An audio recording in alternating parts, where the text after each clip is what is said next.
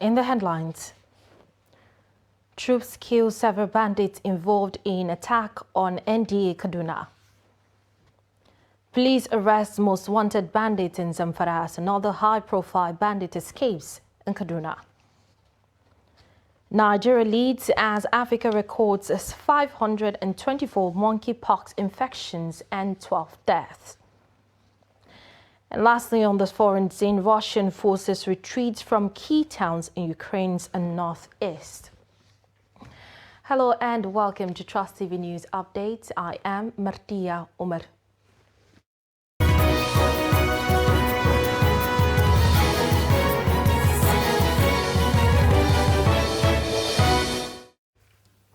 Thank you for joining us. Now the news in detail.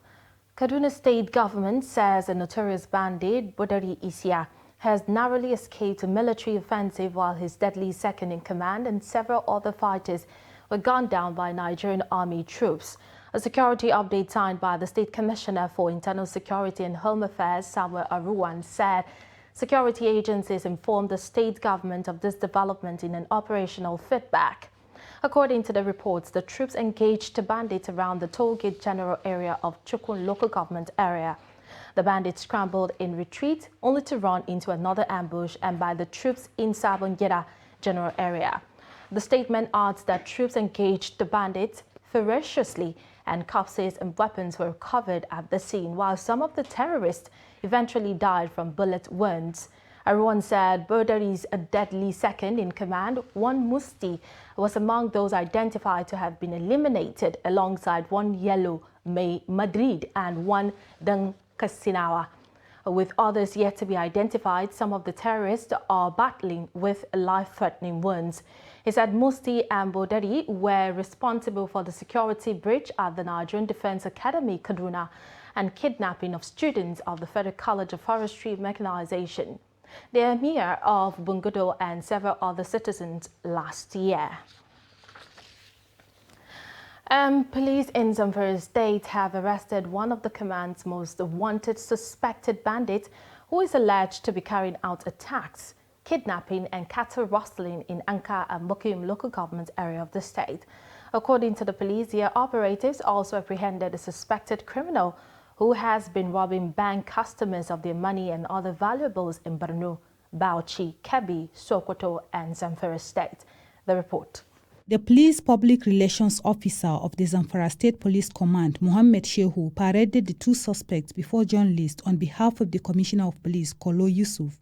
He said police operatives acted on intelligence information which led to the arrest of one of the wanted terrorists, 31-year-old Isiaku Babangida, male who hails from Niger State. The police spokesperson explained that there was an attempt by one Alhaji Bello, suspected bandit kingpin, and his gang member, 31-year-old, to attack some communities in Anka and Bukuyam, local government areas of the state. But police operatives promptly mobilized into the troubled areas where they engaged in a gun battle with the bandits, who fell to the superior power of the police and fled into the bush with gunshot wounds. 4 days ago, because since the case was reported to the police swung into action, commenced discreet investigation with a view to arresting the perpetrators. Mohammed Shehu disclosed that the police also arrested a criminal, Osman Umar, male, 39 years old, after a complaint by one Nura Umar of the Zamfara State Investment Department, who reported that unknown persons broke the left side of the windshield of his Peugeot 406 vehicle, stole his 3,473,000 naira and laptop. Attached to the Zamfara State Investment Department reported that unknown persons broke the left side glass of his Peugeot 406 vehicle with registration number Abuja RSH 531RD and made away with his bag from the boot containing his HP laptop. We have 6 weapons currently in our camp. I do not handle gun because my job is to guard the captives. This is my second year since I involved in banditry. I participated in 3 separate kidnapping operations, and we kidnapped 5 persons in different communities. We kidnapped 2 persons, which they spent 1 week after payment of 450,000 naira ransom before we freed them.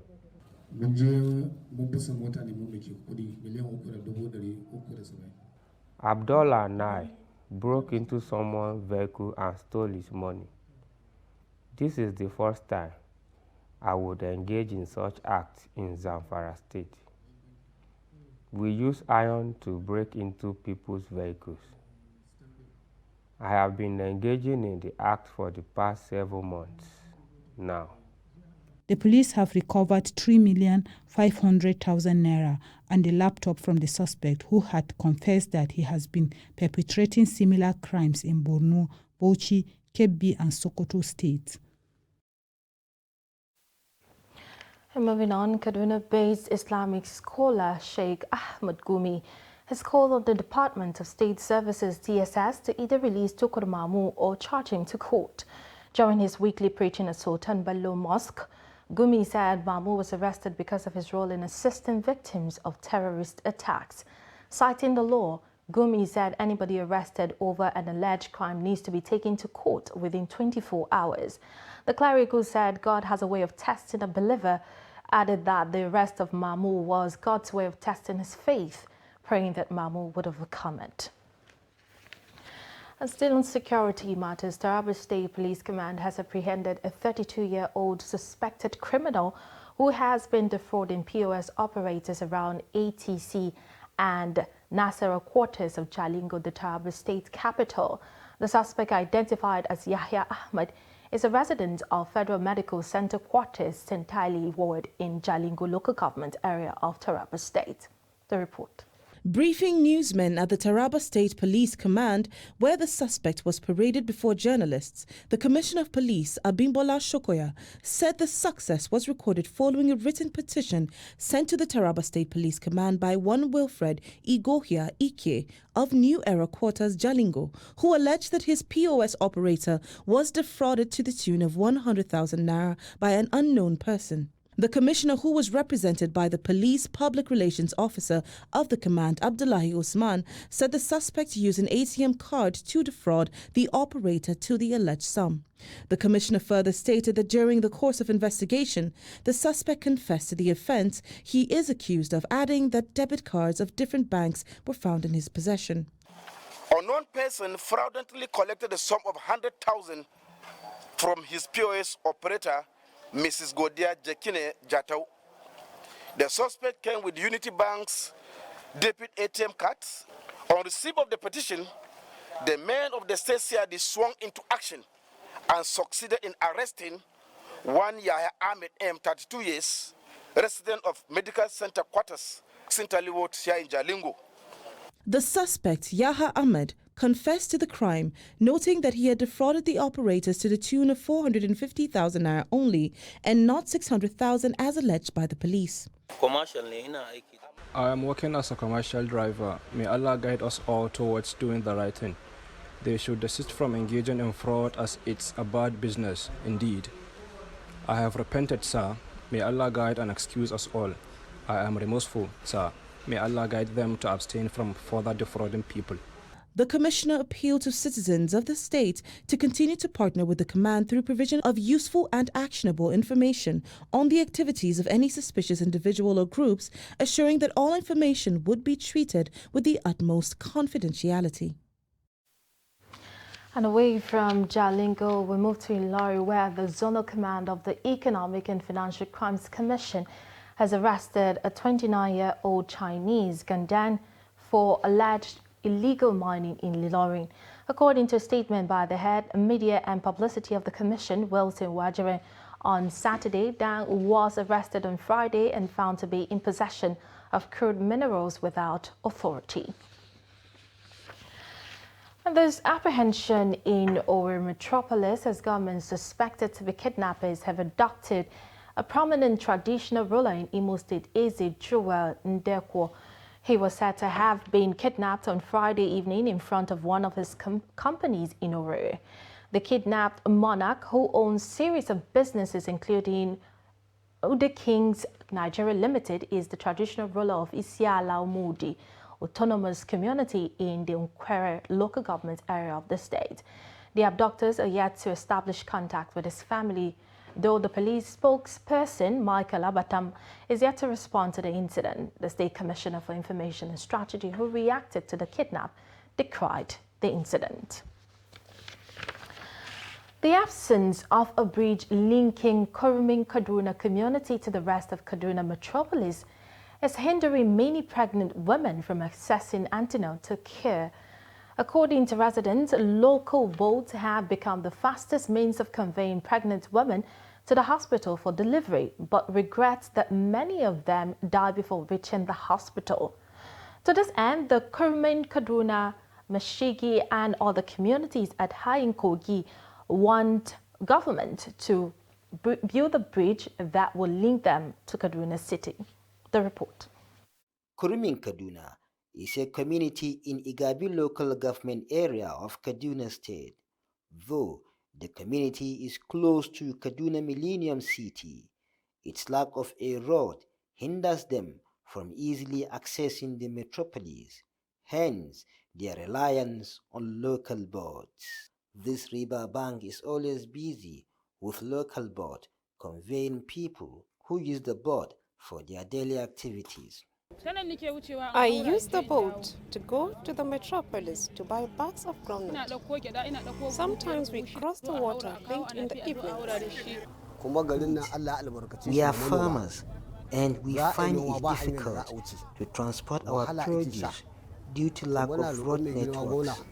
Noma ne daga nan gaskiya muna yawan samun matsaloli haka as we use boat to transport our farm produce to the market in the city. sai dai ka sashi a kwale-kwale. Pregnant women at Kurumin Kaduna community fear for their lives when it is close to delivery, as many deliver at home while others have to be conveyed by boat, sometimes at night, to health facilities in Kaduna City for delivery. Our pregnant women have to cross the river to go to the metropolis for antenatal care. We do not have a hospital. Women are conveyed in boats during labor to the hospital in the city, and so are our children, who also use boats to school. Kurumin Kaduna is a community with only a primary school without secondary school. Most children in the community don't go beyond primary school, while few risk their lives daily by crossing the river to go to secondary school at Rafunguza, Kawo, or Rigachikun in Kaduna metropolis.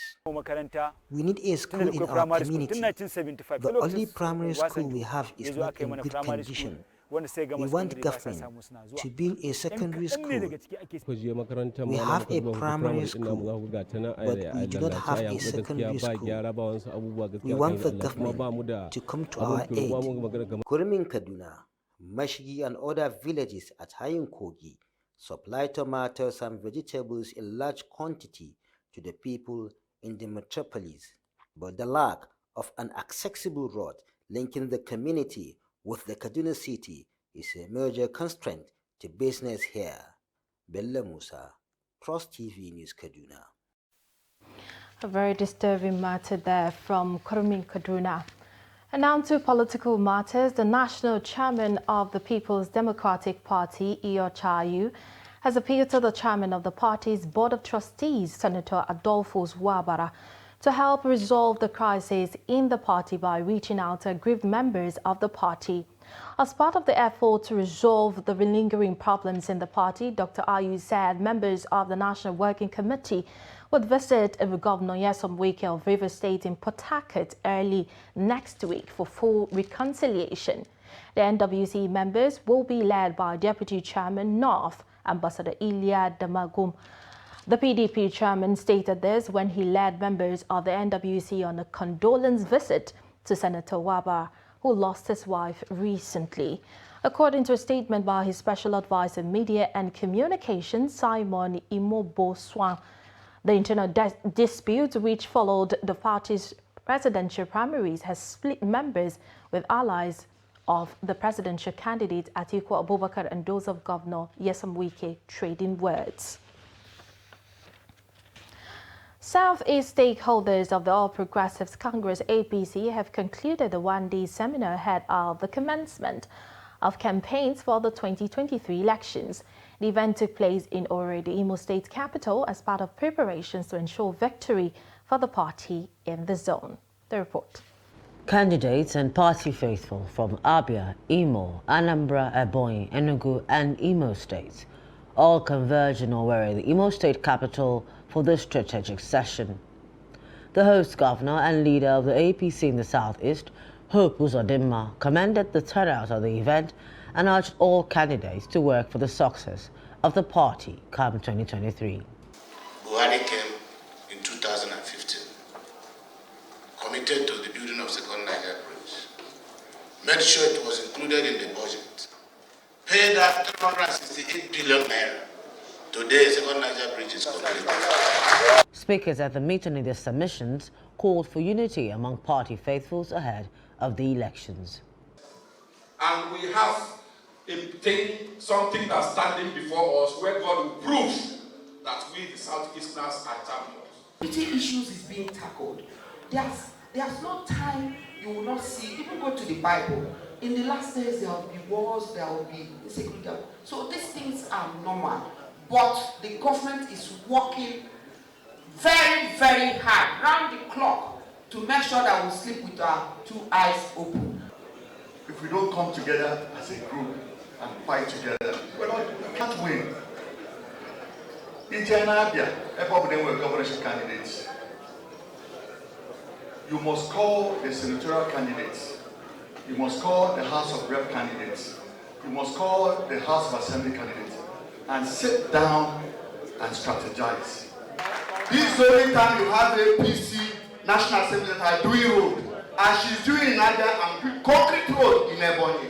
Courtesy of APC. Filled in questions from journalists shortly after the meeting, Governor Uzodinma affirmed that the party will be victorious come 2023, given the quality of its candidates. So I think in my honest reasoning, and having listened to opinion leaders in my state and indeed the Southeast, APC is on the right course. He commended President Muhammadu Buhari's administration for making the third Niger Bridge a reality after several governments failed to actualize it.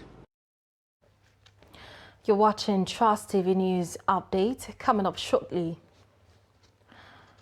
we'll take a look at how native caps complement dressing.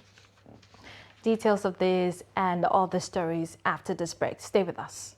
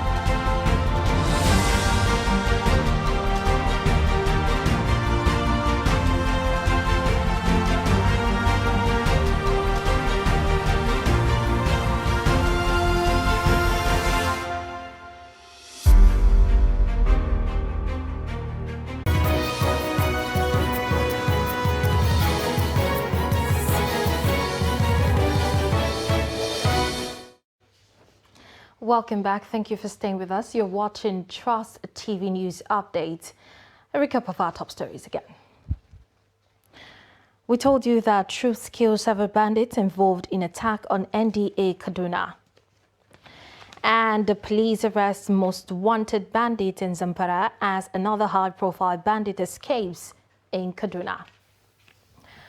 And moving on, the World Health Organization, WHO, has revealed that Nigeria currently leads on the log of the African countries with monkeypox infections and fatalities.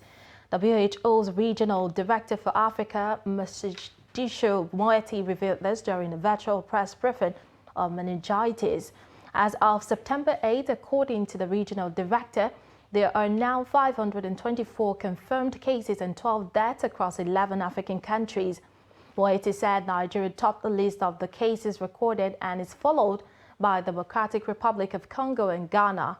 According to her, Nigeria recorded 6 of the 12 deaths, while Ghana reported 4 and 2 recorded in the Central African Republic. Checks on the CDC Monkeypox Global Mark shows that as of September 9, Nigeria has 220 infections, followed by Democratic Republic of Congo with 195 cases and Ghana with 76 cases, while the global infections now stand at 57,527. Speaking on Africa's progress with the meningitis group A, Moeti admitted that not a single case has been reported on the continent in the past 5 years, but the COVID-19 pandemic delayed vaccination campaigns targeting more than 50 million African children. She also noted that the major outbreak caused by meningitis group C have been recorded in 7 of the African sub-Saharan meningitis belt countries in the past 9 years. Stakeholders in Osun State have called on the state government to make public schools accessible to children and young persons with disabilities. This was the truth of the stakeholders meeting in Osogbo organized by the community-based organization. The chairman of the Osun State chapter of Joint National Association of Persons with Disability, Stephen Oluwafemi, appealed to government to provide facilities that will make it easy for children with disabilities to attend schools. A community leader, Eni Ayeni, urged Osun State House of Assembly to pass disability bill into law to curb discrimination and protection of the interests of the persons with disability. May have free access to their classroom, and for the visually impaired, there must be a provision of machine for them to assist them, like Perkins Braille machine, writing frame, Marburg, and computer, and train the teacher who will there for them to assist them when it is well needed. So, the essence of pushing for inclusion of children with special needs in mainstream school is very, very key. One, we are asking the government of Osun State to pass the disability bill into law. Children that are in special schools can also be admitted in these mainstream schools. We have seen parents that are not comfortable sending their children to schools for special needs. There must be a law in place, and which is the disability bill. So we are calling on the state government, we are saying on House of Assembly to sign this bill into law in Osun State. So a typical Bakasana or Katsina man, a cap is a very important component of the attire used for everyday outings. Katsina people who are Hausas and Fulanis wear clothes or attires that requires the use of cap to fit the outfit. For a typical Katsina man to wear kaftan or gown without a cap speaks volumes of his credibility. In fact, it could fetch curses and insults. Abdullahi Hamadi takes a look at cultural and socio-economic value of caps to Katsinawas or the Katsina people. Cap making is a handicraft in Katsina and some states in northern Nigeria, which is a very large industry with thousands of people within the value chain. Think about it. From threads on other accessories sellers, the cap makers, sailors and washers all earn a decent livelihood from the business. Cap making was a business mainly for males only. In contrast, today in some parts of northern Nigeria, females are taking over the sector. I learned cap making when I was young. I make at least 5 to 7 caps in a month, and the prices depend on the quality of the threads used in making them. I complement my husband's earning through these crafts. On the part of the end user, there are those who buy as many caps as the number of their attires. in a bid to catch colors, depending on the event they are to attend. To ya danganta daga hulai. Hular Bahaushe daban, ta Inyamuri kamar kana sa daraja. From the type and the way you put on your cap, one can easily understand your tribe and where you come from. Hausas use Tangaram, Ubi, Mahadubanki, and Dara. While Yorubas mostly use the one that is folded, and Igbos use red long or short cap. Caps are seen as bringing honor and dignity. As such, they feel incomplete without it. Caps are given names, sometimes for its quality and price, and sometimes caps are named after highly placed people. Caps such as Muhadubanki, Damanga, Zanna, Kubi, Habarkada, and Dara are sold to very special people, and the price differ depending on the quality and the make. There are caps for different ceremonies, and the cost starts from 5,000 up to 100, 150, 250, 300,000 naira. I earn a lot from this business. Despite all odds, people still consider cap as important as clothes, depending on the orientation one received from parents, guardians, and the society. Abdullahi Ismayamadi, Trust Television News, Katsina. On the foreign scene, Russia has abandoned its main bastion in northeastern Ukraine in a sudden collapse of one of the war's principal front lines after Ukrainian forces made a rapid advance. The swift fall of Izium in Kharkiv province on Saturday was Moscow's worst defeat since its troops were forced back from the capital, Kyiv, in March. This could prove a pivotal moment in the 6-month-old war, with thousands of Russian soldiers abandoning ammunition, stockpiles and equipment as they fled. And that brings us to the end of the news update at this hour. For more, you can follow us across all our social media platforms.